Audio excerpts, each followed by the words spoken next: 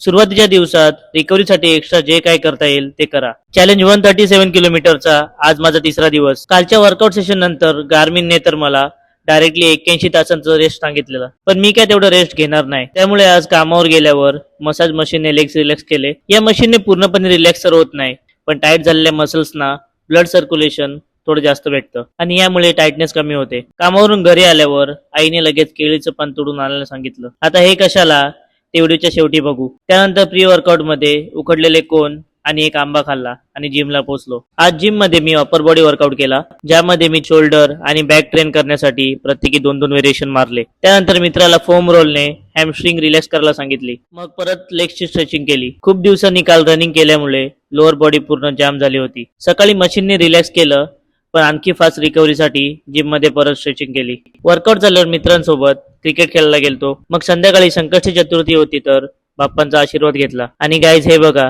यासाठी पाहिजे होतं ते केळीचं पान आईला.